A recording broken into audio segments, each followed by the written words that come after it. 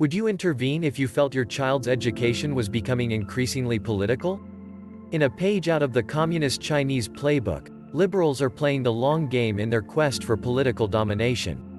What better way to ensure that generation after generation of America's youth will support progressive ideology than by slowly infiltrating the education system and pushing an agenda in the classroom to impressionable children?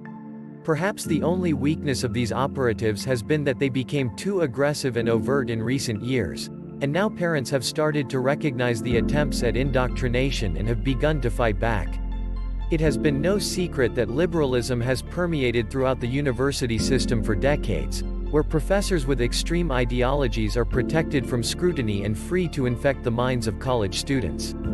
Having adapted this scheme to target younger students, however, liberals have opened a new front in the ongoing cultural war raging in Western society, and parents will not sit by idly while their children are transformed into tomorrow's progressive activists. There are various reasons as to why the situation in America's schools has deteriorated to point where it is now. The power of teachers' unions has been immensely successful in preventing bad teachers from being demoted or fired, and they are able to successfully silence dissenting views from other teachers via threats and coercion. They put their own self-interests above that of the students, which should always be their primary focus. This was particularly evident during the fight over reopening schools in the wake of the pandemic, in which schools in liberals' hotbeds like New York and California remained shuttered while the teachers' unions actively fought against attempts to reopen them.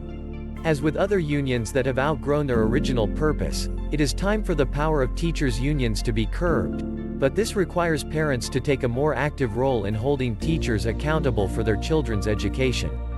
Another factor that has eroded confidence in K-12 education is the influx of politics into all aspects of the system. In particular, school board members have increasingly expressed liberal political ideologies that have led to the promotion of critical race theory, the censorship of classics, and a disregard for rights protected by the First Amendment. After decades of teaching children not to see race in their fellow classmates, schools are returning to encouraging students to view each other through a racial lens, all because of a flawed argument that they must overcome an implicit bias.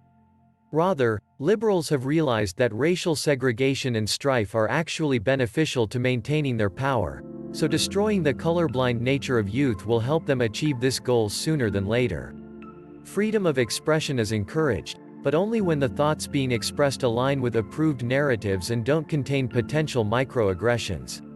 Of course, this type of thought policing is antithetical to the First Amendment guarantees of freedom of speech and freedom of religion, which is why the classroom has become a venue to disparage these core tenets of our society.